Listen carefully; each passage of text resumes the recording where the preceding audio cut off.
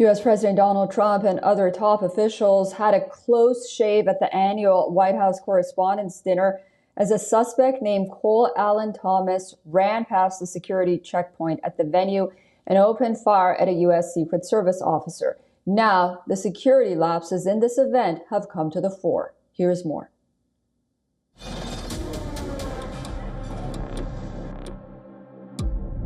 Sounded the shots fired. The Secret Service is now in charge.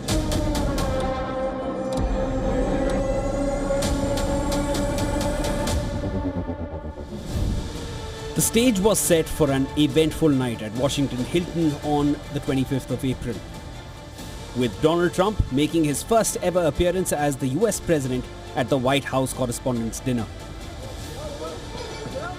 What followed was a shocker. Guests in the hotel's international ballroom ducked for cover under their dinner tables as gunshots were heard outside. It was a security nightmare as the entire US top brass was in attendance. US President Donald Trump, Secretary of State Marco Rubio, Secretary of Health Robert F. Kennedy Jr., Secretary of War Pete Hegseth, Secretary of Treasury Scott Bessent, and other members of his cabinet had to be evacuated, and that included the US Vice President J.D. Vance. The suspect, Cole Thomas Allen, ran into a security checkpoint where he was apprehended after opening fire at a US Secret Service officer. But how did this all pan out? Allen was reportedly staying at this hotel, which allowed him easy access to the terrace level, armed with a shotgun, handgun, and several knives. The suspect tried to get very close to the stairs leading to the concourse level, where the international ballroom is located. This is where journalists, Trump, and other officials were sitting. Now, usually when so many top officials gather in one place for a function, it is designated as a national special security event, and the US Secret Service is put in charge of security. However, reports suggest that there was no such designation for the press dinner. While the Washington, D.C. police handled road closures and traffic outside, there was no clear responsibility for the security of the hotel itself. The US Secret Service was charged with protecting only the ballroom and the immediate perimeter around it. In his alleged note sent to his family members before the attack, the suspect also mocked the lax security at the event venue. In wake of this security lapse, Trump made a fresh call for building a high-security ballroom within the White House complex and even called for dropping the court case in this matter.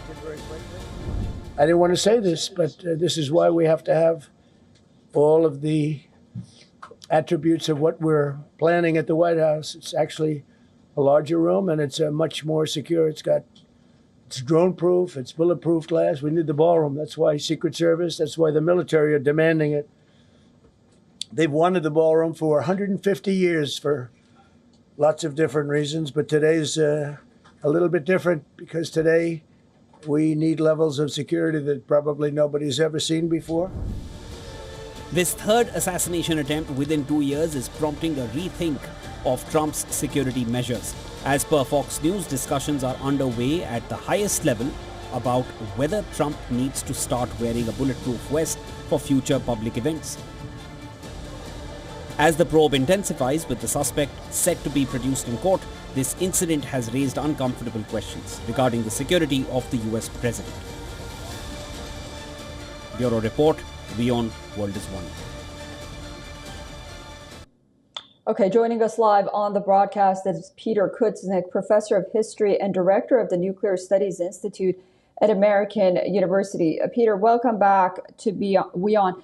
So it appears that Susie Wiles, White House Chief of Staff, is expected to hold a meeting early this week with leaders of the Secret Service and the Homeland Security Department to discuss, quote, protocols and practices for major events involving President Trump. Why is this necessary? Well, people have pointed to a lot of flaws in the security design at this event.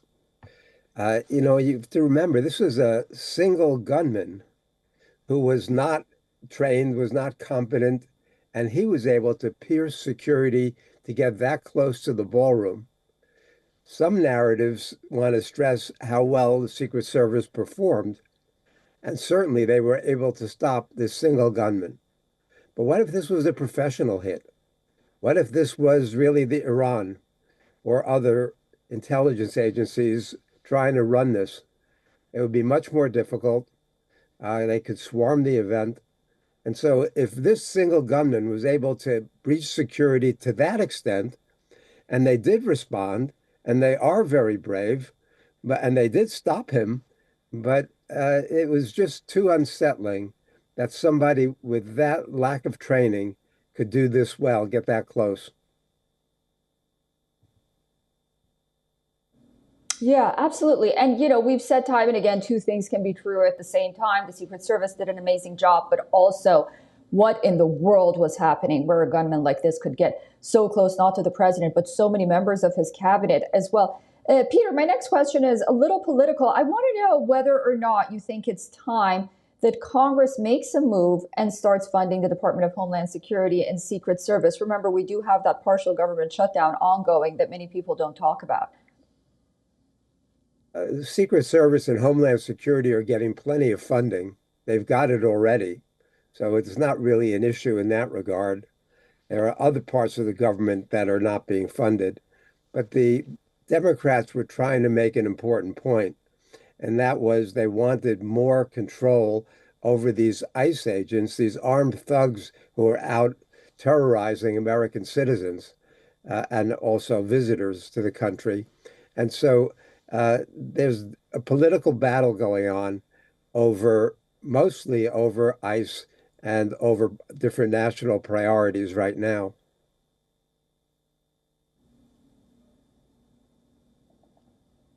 Yeah, it really is. And ultimately, I guess my final question to you is, events like this happening with high-ranking officials, notably the President of the United States, his cabinet, and whatnot, do you think there should be a change in where these events are taking place and not just security, just because of the nature of the time that we're in these days?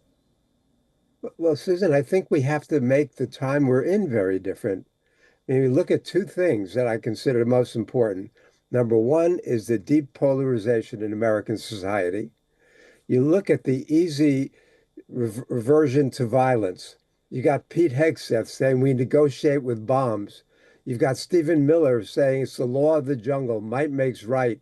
It's all about force. You've got Trump saying a civilization will die within the next 24 hours. You've got the illegal reversion to shooting down boats in the Caribbean. You've gotten the kidnapping of the Maduros. You've got the starting of an illegal, immoral war against Iran. So in that climax, in that context, it's not surprising, especially in a country that's got more guns than it has citizens. So there are 400 million to 500 million guns in the United States. Anybody can get one. An intelligent person, a rational person, or a severely disturbed person can get guns. And the level of political acrimony is so intense that in the United States, people don't just disagree, they vilify their enemies or the opponents. And it can't be like that. We need to resort to diplomacy, to discourse, to talking to people, to not seeing everybody as your mortal enemy if they have different ideas.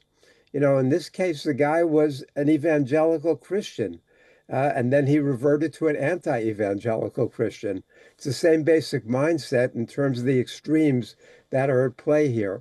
So yes, the security should have been better. They should not have, as he said, I walked right through and with my guns and my knives, so he mocked the security there.